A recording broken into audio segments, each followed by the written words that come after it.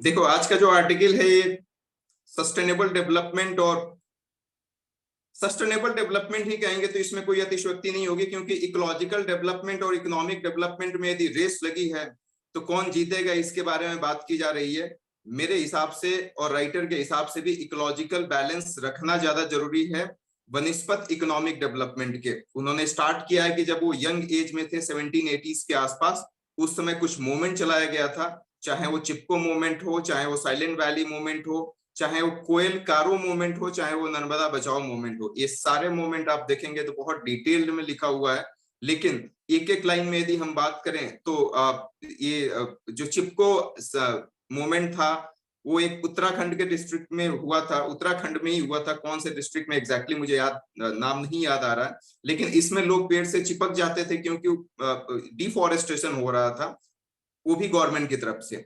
तो चिपको मूवमेंट तो ये कहानी थी। इसके साथ साथ साइलेंट वैली की बात करें तो ये केरला के पलक्कड़ डिस्ट्रिक्ट में हुआ था, और इसमें जो ट्रॉपिकल फॉरेस्ट थे उनके सबमर्ज होने की गुंजाइश थी, क्योंकि यहाँ पे भी एक डैम बनाया जा रहा था। नर्मदा बचाओ एक गुजरात का मूवमेंट था, और यहाँ पे भी नर्मदा के आसपास डैम बनाने की बात की जा रही थी, इसीलिए उस डैम बनाने के अगेंस्ट में इस मूवमेंट को स्टार्ट किया गया था। लास्ट में कोयल कारो मूवमेंट की बात करें तो ये झारखंड रांची के आसपास शायद ये नदी है दोनों, और यहाँ पे भी डैम बनाया जा रहा था, जिससे कुछ चीजें सबमर्ज होने की गुंजाइश थी, इसीलिए इसके अगेंस्ट में इस मूवमेंट को चलाया गया। अब राइटर ये बोलते हैं कि उसके बाद गवर्नमेंट ने बहुत सारे ऐसे लॉज बनाए, वाइल्ड लाइफ से रिलेटेड, इन्वायरमेंट से रिलेटेड, इसके साथ साथ लैंड को बचाने से भी रिलेटेड, फॉरेस्ट को बचाने से रिलेटेड। तो अभी तक कहानी बहुत अच्छी हो जानी चाहिए थी, एक सस्टेनेबल डेवलपमेंट की तरफ हमको अग्रसर होना चाहिए था। लेकिन दुख इस बात का है कि कंडीशन पहले जितनी खराब थी उससे भी ज्यादा आज खराब हो गई है। इस बात की गारंटी वो कुछ आंकड़े के साथ देते हैं, कुछ डेटा के साथ देते हैं, कुछ फैक्ट्स एंड फिगर्स की बात करते हैं। उन्होंने ये बोला है कि 480 मिलियन इंडियंस जो हैं वो वर्ल्ड में एक्सट्रीम एयर पॉल्यूशन में जी रहे हैं। 480 मिलियंस, आप समझिए बहुत बड़ी बात है। 480 मिलियन लोग जो हैं वो एयर पॉल्यूशन में जी रहे हैं। अब Delhi is the classical example. यहाँ पे कहा जाता है कि एक दिन में बंदा इतना ज्यादा पॉल्यूशन फेस करता है जितना 20 सिगरेट एक आदमी पीता है दिन भर में, जितना उसके हेल्थ को नुकसान होता है उतना ही दिल्ली में कोई रहता है तो उतना नुकसान होता है। और एनजीटी बहुत पहले कह दिया है कि दिल्ली में रहना मतलब किसी गैस चैम्बर में रहने के बराबर है। नीति आयोग की रिपोर्ट ये कहती है कि 600 मिलियन पीपल इंडिया में जो हैं जो वो एक्सट्रीम वाटर क्राइसिस फेस करते हैं, 600 मिलियन पीपल। और 70% जो वाटर है वो कंटामिनेटेड हो चुका है। और एक रैंकिंग निकाली गई है इंडिया की वाटर क्वालिटी इंडेक्स में, तो आपको ये सुन के आश्चर्य नहीं होना चाहिए, हमारी रैंकिंग 120 है आउट ऑफ 122। 122 देश की रैंकिंग निकाली गई है जिसमें हम 120वें पायदान पे हैं, मतलब हमसे नीचे मात्र 2 कंट्री है। इसके साथ साथ इन्होंने ये भी बोला है कि लैंड डिग्रेडेशन एंड डिजर्टिफिकेशन इतना ज्यादा हुआ है कि 30% of our land according to the Indian Space Research Organisation, 30% जो हमारी जमीनें हैं, जो जो लैंड है, वो डिजर्टिफिकेशन और डिग्रेडेशन का शिकार हो चुकी हैं। इसके साथ साथ इन्होंने ये भी बोला है कि जो शिकार हो चुका है डिजर्टिफिकेशन का, उसमें हम खूब ज्यादा आर्टिफिशियल फर्टिलाइजर्स डाल रहे हैं ताकि फिर से वो फर्टिलिटी को रीगेन कर ले। अच्छी बात है, फर्टिलिटी को तो रीगेन कर लेगी, लेकिन फिर वही कहानी होगी कि आपने इतने ज्यादा एंटीबायोटिक्स अपने बॉडी में डाल दिए, सर्दी आया आपने एंटीबायोटिक्स ले लिया, जुकाम आया आपने एंटीबायोटिक्स ले लिया, कोई भी बीमारी आई आपने एंटीबायोटिक्स ले लिया। धीरे धीरे क्या होता है, एक ऐसा वक्त आता है कि एक छोटा सा अटैक आता है आपको और 5 मिनट में खेल खत्म। ऐसा होता है, 30-35 साल में हो रहा है, 40 साल में हो रहा है। यही सेम कहानी आपके लैंड पे भी है। आप इतना ज्यादा फर्टिलाइजर, केमिकल फर्टिलाइजर डाल रहे हैं कि आने वाले वक्त में वो डेड हो जाएगी मिट्टी। उसमें आप फर्टिलाइजर भी डालो तो कोई फर्क नहीं पड़ेगा। और तो ये राइटर बताते हैं कि मतलब टुवर्ड्स डेथ, मतलब वो खत्म होने के कगार पे है। इसके बाद इन्होंने पेस्टिसाइड्स का इतना यूज इन्होंने बोला है कि जो आपका ह्यूमन सेफ्टी लेवल है उससे ज्यादा हो चुका है। आज के डेट में हम एग्रेसिव क्यों है, आज के डेट में डिवोर्स क्यों हो रहा है, ये सारी चीजें देखो इंटर रिलेटेड है। पहले हमारे मम्मी पापा या आपके मम्मी पापा बहुत सी चीजें बर्दाश्त कर लेते थे और रहते थे। अभी तो क्या है कि छोटी सी बात पे बरसों के यार आने गए, चलो अच्छा हुआ कुछ लोग तो पहचाने गए, इसी तर्ज पे हम जिंदगी जी रहे हैं। हल्की सी बात होती है, आपसी मनमुटाव होता है, छोड़ के चले जाते हैं। क्यों चले जाते हैं? ये हमारा दोष नहीं है, ये पर्यावरण का दोष है।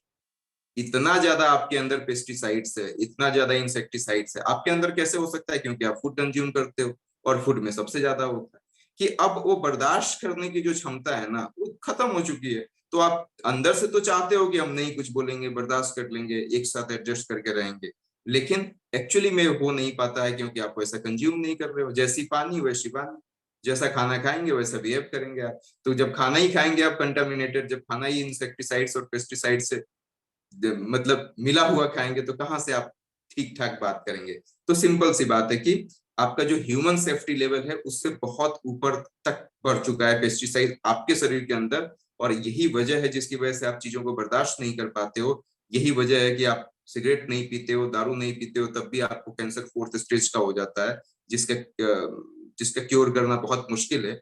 उस तो ये सारी चीजें हैं जो राइटर बताना चाहते हैं। इसके बाद इन्होंने वर्ल्ड बैंक की एक रिपोर्ट बताई है जिसमें इन्होंने ये कहा है कि इंडिया जो है वो एक सस्टेनेबल डेवलपमेंट की तरफ नहीं जा रहा है, अनसस्टेनेबल डेवलपमेंट की तरफ जा रहा है।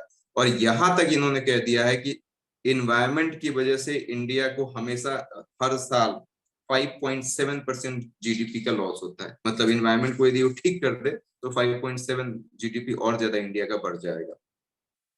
एक और रिपोर्ट इन्होंने बताया है, एक इन्वायरमेंटल रैंकिंग की गई है एलए और कोलंबिया यूनिवर्सिटी के द्वारा, जिसमें 180 कंट्री पे ये सर्वे किया गया था। और आपकी रैंकिंग है, इंडिया की रैंकिंग है 180। आप इमेजिन कर सकते हैं कि आप कहाँ पे हैं। हालांकि इस पे बहुत कंप्लेन किया गया कि नहीं, इनका जो पैरामीटर है वो अलग है, इंडिया की तरफ से इनका जो पैरामीटर है वो अलग है, इसीलिए इंडिया को इन्होंने सबसे लास्ट हायरार्की पे रखा है। तो अब पता नहीं इसमें कितनी सच्चाई है, लेकिन ये जो कोलंबिया यूनिवर्सिटी और एलए यूनिवर्सिटी ने जो रैंकिंग की है उसमें आपकी रैंकिंग 180 है आउट ऑफ 180। इसके साथ साथ इन्होंने नेक्स्ट बात ये कहा है कि जो पॉलिटिशियंस हैं और जो इकोनॉमिस्ट हैं, मतलब इकोनॉमिक्स के जो प्रोफेसर हैं बड़े बड़े, उनका ये कहना है कि ये मतलब राइटर ये कह रहे हैं कि जो पॉलिटिशियंस हैं और जो इकोनॉमिस्ट हैं वो सिर्फ डेवलपमेंट को प्रायोरिटीज पे रख रहे हैं, वो मतलब इकोलॉजिकल बैलेंस को प्रायोरिटीज पे नहीं रखते हैं। और इसका इन्होंने एग्जाम्पल भी दिया है। एग्जाम्पल इन्होंने ये दिया है कि जो बजट का एलोकेशन होता है, मतलब इन्होंने लिखा है कि 2022-23 का जो बजट है वो हाईवे के लिए इन्होंने जितना पैसा एलोकेट किया है, मतलब आप ये समझिए कि ministry environment forest and climate change के लिए जितना पैसा एलोकेट किया है उससे 40 गुना ज्यादा पैसा हाईवे के लिए एलोकेट किया। इसी से आप समझ सकते हो कि ये क्या कहानी। मतलब सपोज दैट कि हाईवे के लिए इन्होंने 40 रुपए एलोकेट किया है, तो इन्वायरमेंट के प्रोटेक्शन के लिए 1 रुपए एलोकेट किया है। आप इसी से समझ सकते हैं कि इकोनॉमिक डेवलपमेंट को हम कितनी ज्यादा प्रायोरिटी दे रहे हैं और इकोलॉजिकल बैलेंस में हम हमारी नीयत कैसी है। तो ये राइटर बताते हैं। इसके साथ साथ इन्होंने बोला है कि हम असीम श्रीवास्तव के साथ मिलके इन्होंने एक बुक लिखी थी जिसका नाम था चर्निंग दी अर्थ, जिसमें इन्होंने ये बोला था कि एलपीजी रिफॉर्म आया, बहुत अच्छी बात है। एलपीजी रिफॉर्म आने से बहुत सारी एमएनसी स्टैब्लिश हुई और अच्छी बात है। सारे सेक्टर में एमएनसी स्टैब्लिश हो गई और भी अच्छी बात है। लेकिन एक सबसे खराब बात क्या है कि उसके बाद हम नेचुरल रिसोर्सेज का खूब ज्यादा एक्सपोर्ट करने लगे और जो कंटामिनेटेड टॉक्सिक वेस्ट था उसका खूब ज्यादा इंपोर्ट करने लगे। तो इससे हमारी जो सस्टेनेबिलिटी थी वो खराब हो गई। नेचुरल रिसोर्सेज आपका जो है उसको तो आप बाहर भेज रहे हो, और जो मतलब बाहर से मंगा रहे हैं आप, वो एक तरह से टॉक्सिक वेस्ट है। और आप देखिए ना, इलेक्ट्रॉनिक्स गुड्स जितना भी आप मंगाते हैं वो सबसे बड़ा टॉक्सिक वेस्ट है। उससे मतलब उसमें जो सेमीकंडक्टर होता है या जो चिप लगी होती है उससे बहुत सारी रेज निकलती है, हार्मफुल रेज निकलती है, और कहीं ना कहीं वो भी कैंसर के लिए बहुत बड़ा एक कारण बनती है। तो ये राइटर ने सही बोला है, उन्होंने ये बोला है कि इसी वजह से मतलब ये अनसस्टेनेबल डेवलपमेंट की तरफ हम जा रहे हैं।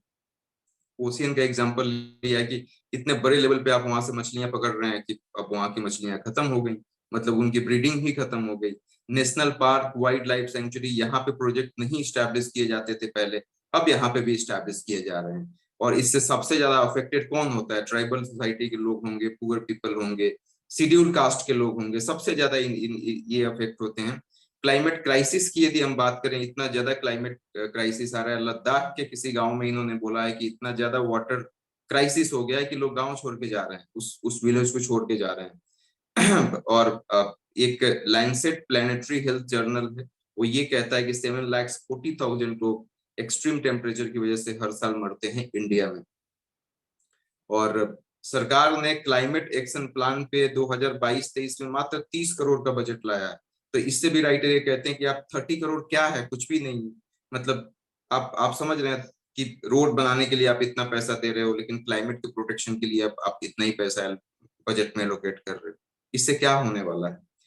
तो अब ये बोलते हैं कि इंफ्रास्ट्रक्चर को बचाया जाए, क्योंकि इकोनॉमिस्ट क्या बोलते हैं कि इंफ्रास्ट्रक्चर नहीं बनाइएगा तो एम्प्लॉयमेंट कैसे क्रिएट होगा, एम्प्लॉयमेंट तो ऐसे ही हमारी कंट्री में बहुत कम है, तो इंफ्रास्ट्रक्चर तो बनाना बहुत जरूरी है, जीडीपी को बढ़ाना बहुत जरूरी है, तभी जाके हम एम्प्लॉयमेंट क्रिएट कर सकेंगे। तो क्या राइटर बोलते हैं कि क्या ऐसा नहीं हो सकता है कि आप इंफ्रास्ट्रक्चर को भी डेवलप करो, एम्प्लॉयमेंट को भी इंक्रीज करो और इसके साथ साथ इन्वायरमेंट को भी प्रोटेक्ट करो, ऐसा कैसे हो सकता है क्या। और राइटर खुद जवाब भी देते हैं कि ऐसा हो सकता है। इकोलॉजिकल सस्टेनेबिलिटी की बात करते हैं, उन्होंने बोला है कि 5,000 दलित लेडीज जो हैं उन्होंने ऑर्गेनिक रेन फेड फार्मिंग किया है और उससे बहुत फायदा हुआ है।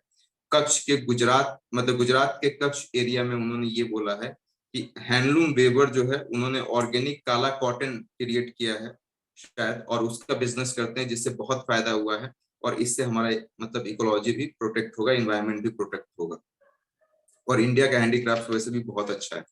इसके बाद इन्होंने ये बोला है कि community led eco tourism, community led eco tourism एक नया वर्ड है, जिसे हिमाचल प्रदेश आप जाइए, अरुणाचल प्रदेश चले जाइए, इवन आसाम में चले जाइए, तो कुछ लोग ना अपने घर को ही एक मतलब जहाँ टूरिज्म प्लेस है, मान लो ये मैं दिल्ली में हूँ, दिल्ली एक टूरिस्ट प्लेस है, तो यहाँ पे मैंने 2-3 रूम ऐसा रख दिया कि कोई आएगा घूमने के लिए तो हमारा यहाँ पे वो रूम ले लेगा 2 दिन 3 दिन के लिए और मुझे पैसा देगा, तो इसी को इको टूरिज्म कहते हैं कि अपने घर को ही आपने कुछ इस तरीके से कन्वर्ट कर दिया कि कोई घूमने आ रहा है तो उसको आपने घर दे दिया, वो आपके घर में रहा और फिर चला गया, आपको पैसे दिया, तो इसी को इको टूरिज्म कहते हैं। बहुत ज्यादा ये हो रहा है हिमाचल प्रदेश में। उसके बाद कम्युनिटी कंजर्व एरियाज की बात की जाए तो जो कम्युनिटी है वो अपने एरिया को ज्यादा कंजर्व कर सकता है, बनस्पत दिल्ली में बैठे कोई आईएएस ऑफिसर वहां से आदेश दे रहा हो कि नहीं ऐसे नहीं ऐसे करो, क्योंकि कम्युनिटी कंजर्व एरिया में लोकल लोग हैं, उनको ज्यादा पता है लोकल सॉल्यूशन क्या हो सकता है। वो दिल्ली में ये क्या बोलते हैं एसी में बैठ के तो डिसाइड नहीं, टॉप डाउन अप्रोच नहीं काम करेगा, यहाँ पे बॉटम अप अप्रोच काम करेगा, ऐसा राइटर बताते हैं। इसके बाद इन्होंने ये बोला है कि लिंकिंग प्रोग्राम को लिंक कर दो, जैसे मनरेगा है, तो मनरेगा में कुछ ऐसा प्रोग्राम क्यों नहीं आप इनिशिएट कर देते हैं जिससे हम इन्वायरमेंट को प्रोटेक्ट करें। हालांकि मनरेगा ऐसा करता है, वो जैसे रोड के किनारे किनारे पौधे को लगाना, प्लांटेशन करना, तो ये तो मनरेगा में है, और कहीं ना कहीं ये प्लांटेशन करना हमारा मतलब इकोलॉजी को एक तरह से प्रोटेक्ट करने की बात हो रही है, तो उन्होंने ये बोला है। लास्ट में इन्होंने ये बोला है कि देखो ह्यूमन राइट्स और राइट्स ऑफ नेचर, इन दोनों के बीच में एक बैलेंस बनाना बहुत जरूरी है और गवर्नमेंट को इसके बारे में सोचना पड़ेगा। हालांकि गवर्नमेंट इस बारे में सोचेगी तो कॉर्पोरेट सेक्टर नाराज हो जाएगा, इसीलिए हमको खुद मोबिलाइज होने की जरूरत है, और जब हम मोबिलाइज होंगे तो गवर्नमेंट मजबूर हो जाएगी हमारे इन्वायरमेंट को ही प्रोटेक्ट करने की, और तभी सही मायने में आजादी का अमृत काल हम मना पाएंगे। आर्टिकल यहीं पे खत्म हुआ। Thank you sir.